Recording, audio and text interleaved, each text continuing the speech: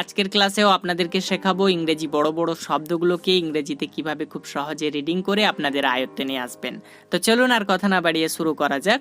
আমরা 18 নম্বর ক্লাসে আপনাদেরকে শিখিয়েছিলাম যখন কোনো আমরা ডাবল লেটার দেখতে পাবো, অর্থাৎ ডাবল বর্ণ দেখতে পাবো, তার জন্য আমরা একটাই সাউন্ড করব। যেমন ডাবল বি দেখতে পেলে তার জন্য আমরা ব সাউন্ড করব, ডাবল সি দেখতে পেলে তার জন্য আমরা ক সাউন্ড করব, ডাবল এম দেখতে পেলে তার জন্য আমরা ম সাউন্ড করব। এইভাবে আমরা যাই ডাবল দেখতে পাবো তার জন্য আমরা কিন্তু একটাই সাউন্ড করব। এটা কিন্তু আমরা আয়ত্ত করে ফেলেছি 18 নম্বর ক্লাসে। তো চলুন এটাকে মাথায় রেখেই আমরা 15টি শব্দ কিভাবে ইংরেজিতে রিডিং করব সেটা একটু আয়ত্ত করে ফেলি।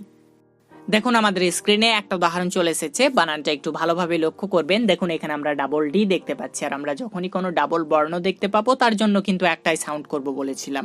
তো এখানে আমাদেরকে একটাই সাউন্ড করতে হবে ড। তো চলুন এটাকে আমরা বানান করে রিডিং করার চেষ্টা করি। এই ডি অ্যাট, আবারও আমরা ডি লেটারটিকে দেখতে পাচ্ছি, তাই এখানে আমাদেরকে আর ডি লেটারটির উচ্চারণ করার প্রয়োজন নেই।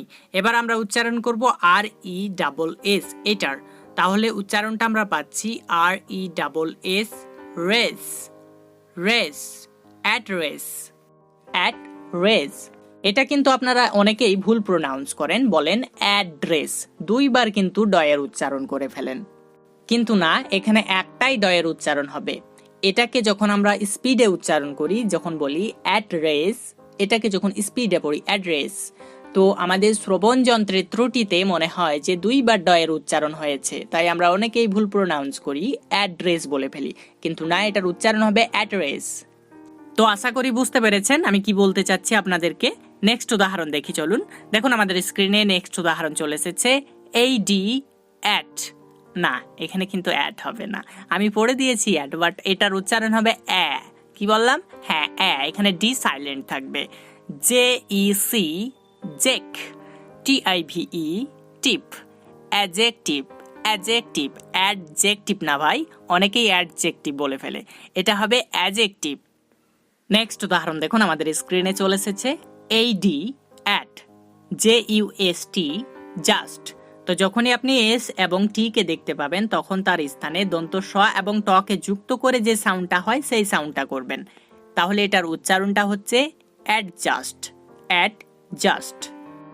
নেক্সট উদাহরণ দেখুন আমাদের স্ক্রিনে চলে এসেছে, এটা অনেকটাই বড় একটা শব্দ, তো প্রথমে আমরা বানান করব তারপরে রিডিং করব। তো চলুন আমরা প্রথমে একটু বানান করি। A D at, M I N min, I S is, T R A tra, T I O N tion, তাহলে রিডিংটা হচ্ছে অ্যাডমিনিস্ট্রেশন, অ্যাডমিনিস্ট্রেশন। কিন্তু আপনি যদি অক্সফোর্ড উচ্চারণ দেখেন তাহলে সেখানে পাবেন অ্যাডমিনিস্ট্রেশন। তো এখানে দুইটাই উচ্চারণ করা যাবে, কোনো সমস্যা নেই। নেক্সট উদাহরণ দেখুন আমাদের স্ক্রিনে চলে এসেছে এই D at, M I S mis. তো আবারও আমরা এস পাচ্ছি, এখানে কিন্তু এস আর পড়বো না কারণ আমরা এসটা ডবল পেয়েছিলাম। তো আমাদেরকে এবার শুধু পড়তে হবে I O N, on, on, admission, admission. Next উদাহরণ দেখুন এই D at, M I T mit, at mit, at mit. Next দেখুন এই D at, U L T alt, alt, at alt, adult. Next উদাহরণ দেখুন এই D at, V A N C E vance, at vance. তো আপনারা একটু লক্ষ্য করুন, দেখুন আমরা শব্দের শেষে কিন্তু ই লেটারটিকে পাচ্ছি, আর শব্দের শেষে ই লেটারটি থাকলে তার উচ্চারণ হয় না, আপনাদেরকে লেভেল 18 ক্লাসে সেটা দেখানো হয়েছিল। এখানে কিন্তু আমরা অ্যাডভান্সই পড়ছি না, আমরা পড়ছি অ্যাডভান্স, অ্যাডভান্স। ওকে, নেক্সট উদাহরণ দেখুন আমাদের স্ক্রিনে চলে এসেছে এই D at, V A N van, T A G E tage, advantage, বা অক্সফোর্ড উচ্চারণ যদি দেখেন তাহলে আপনি পাবেন অ্যাডভান্টেজ। তো এখানে দুইটাই উচ্চারণ করা যাবে, কোনো সমস্যা নেই। ওকে ফাইন, এবার আসুন আমরা পরবর্তী উদাহরণ দেখি। এই D at, V I C E vice, ad vice, advice. আবারও একবার লক্ষ্য করুন, দেখুন আমরা শব্দের শেষে ই লেটারটিকে দেখতে পাচ্ছি, কিন্তু এখানে ই লেটারটির উচ্চারণ হচ্ছে না। আমরা বলছি না যে অ্যাডভাইসি, এরকম বলছি না, আমরা বলছি অ্যাডভাইস। তাহলে এখানে ভি লেটারের জন্য ভ ব্যবহার করা হয়েছে, আয়ের উচ্চারণ আয়ের মতোই হয়েছে, আর সি এর উচ্চারণ দন্তস্ব আয়ের মতো হয়েছে। নিউ উচ্চারণটা হচ্ছে অ্যাডভাইস। নেক্সট উদাহরণ দেখুন, আমাদের স্ক্রিনে চলে এসেছে। তো এটাকে বানান করে রিডিং করার আগে আপনাদেরকে কিছু গুরুত্বপূর্ণ কথা বলতে চাই। আমরা জানি ইংরেজি বর্ণমালাতে মোট 5 জায়গাতে বর্গীয় জয়ের উচ্চারণটা হয়ে থাকে। যেমন জিতে বর্গীয় জয়ের উচ্চারণ হয়, জেতেও বর্গীয় জয়ের উচ্চারণ হয়, এসেও বর্গীয় জয়ের উচ্চারণ হয়, এক্সেও বর্গীয় জয়ের উচ্চারণ হয়, আবার জেডেও বর্গীয় জয়ের উচ্চারণ হয়। তো এতগুলো যদি বর্গীয় জয়ের উচ্চারণ হয় তাহলে তো আমাদের মতো স্টুডেন্ট অবশ্যই হজবরল সৃষ্টি করে ফেলবে, তাই না? তো আপনারা একটা কথা মাথায় নোট করে রাখুন, আর যদি মাথায় নোট না করতে পারেন তাহলে খাতায় নোট করে রাখুন। বর্গীয় জয়ের উচ্চারণ আমরা 3 জায়গাতে স্বাভাবিকভাবে পেয়ে থাকি। কয় জায়গায় বললাম? হ্যাঁ, 3 জায়গাতে। আমরা জি এর জন্য বর্গীয় জটা স্বাভাবিকভাবেই উচ্চারণ করব। আবার জেতেও বর্গীয় জয়ের উচ্চারণটা স্বাভাবিকভাবেই উচ্চারণ করব। আবার এক্স এর যে জটা সেটাও আমরা বর্গীয় জয়ের মতোই স্বাভাবিক উচ্চারণ করব। কিন্তু যখন এস এর জ উচ্চারণ হবে কিন্তু সেটা জয়ের মতো উচ্চারণ হবে না, সেটা জেডের যে সাউন্ড সেই সাউন্ডটা হবে এই জয়ের সাউন্ডটা হবে। আবার জেড এর সাউন্ডটাও এই রকম একটা সাউন্ড হবে। ওকে, তো এই উদাহরণটা আপনারা যদি একটু ভালোভাবে রিডিং করেন তাহলেই আপনারা সেটা বুঝতে পারবেন। তো চলুন আমরা এটাকে একটু রিডিং করি। A D add, VISE, ভাইজ, ভাইজ। দেখুন আমরা যখনই ভাইজ উচ্চারণ করছি তখনই কিন্তু আমাদের মনে হচ্ছে যে জিহ্বাতে যেন একটা ভূমিকম্প চলে এসেছে, জিহ্বাটাকে একটু কম্পিত করে দিচ্ছে। এটা কিন্তু আপনারা অনেকেই ভুল উচ্চারণ করেন, আপনারা বলেন অ্যাডভাইজ। না ভাই, এটা অ্যাডভাইজ নয়, এটা হবে অ্যাডভাইজ, অ্যাডভাইজ।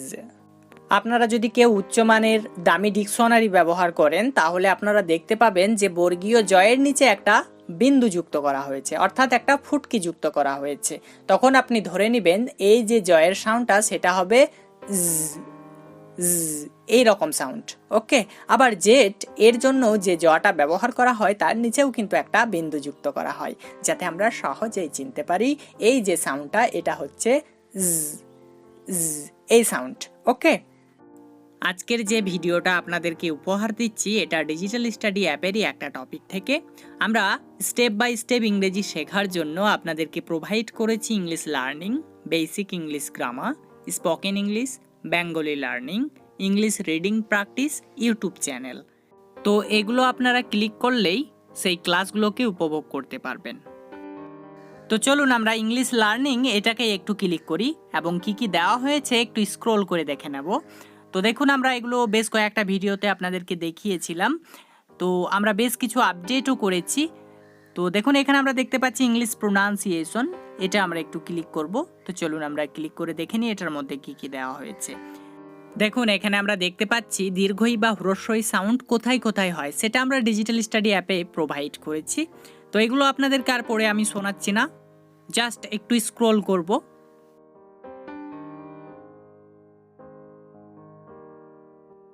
এছাড়া বড় বড় শব্দগুলো কিভাবে ইংরেজিতে রিডিং করবেন সেটাও আমরা ডিজিটাল স্টাডি অ্যাপে প্রোভাইড করেছি। তো আপনারা এগুলো স্ক্রল করলেই দেখতে পাবেন। তো সবটা তো দেখানো সম্ভব না, জাস্ট কিছু অংশ আপনাদেরকে দেখালাম। তো ডিজিটাল স্টাডি অ্যাপটি যদি কেউ কিনতে চান অবশ্যই আমার সাথে হোয়াটসঅ্যাপে যোগাযোগ করবেন। হোয়াটসঅ্যাপের নাম্বারটা আমি ডিসক্রিপশন বক্সে দিয়ে রাখবো এবং এটা স্ক্রিনেও আমি দিয়ে রাখবো, সেখানে আমার সাথে সরাসরি যোগাযোগ করতে পারবেন। নেক্সট উদাহরণ দেখুন আমাদের স্ক্রিনে চলে এসেছে এই এফ, এফ। আবারও আমরা এফ লেটারটিকে দেখতে পাচ্ছি, তাই এখানে এফ লেটারটির আর আমরা সাউন্ড করব না। এবার আমরা পড়ব ECT, act, affect, affect. Next উদাহরণ দেখুন এই এফ, এফ। আবারও আমরা এফ লেটারটিকে দেখতে পাচ্ছি, তাই এফ লেটারটির আর আমরা উচ্চারণ করব না। এবার আমরা পড়ব ECTION, অ্যাকশন, অ্যাকশন। তাহলে রিডিংটা হচ্ছে অ্যাফেকশন, অ্যাফেকশন। নেক্সট উদাহরণ দেখুন আমাদের স্ক্রিনে চলে এসেছে এই এফ, অ্যাপ। না সরি, এখানে অ্যাপ না, এখানে আপ উচ্চারণ করতে হবে। আমার সাথে সাথে আপনারাও অ্যাপ উচ্চারণ করে ফেলছেন, এখানে আপ উচ্চারণ করতে হবে ভাই। এই এফ, আপ, TER, টা, আপ, টা। তো এখানে কিন্তু আফটার নয়, সঠিক উচ্চারণ হবে আফটা, আফটা। নেক্সট উদাহরণ দেখুন এই এফ, আপ, TER, টা, NOON, নুন, আফটারনুন, আফটারনুন। তো বন্ধুরা, এই ছিল আজকে আমাদের 15টি শব্দের আলোচনা। এরপরে যদি আপনাদের কোনো সমস্যা থাকে অবশ্যই কমেন্ট বক্সে জানাবেন। তো সাক্ষাৎ হচ্ছে পরবর্তী ভিডিওতে। ভালো থাকবেন সবাই।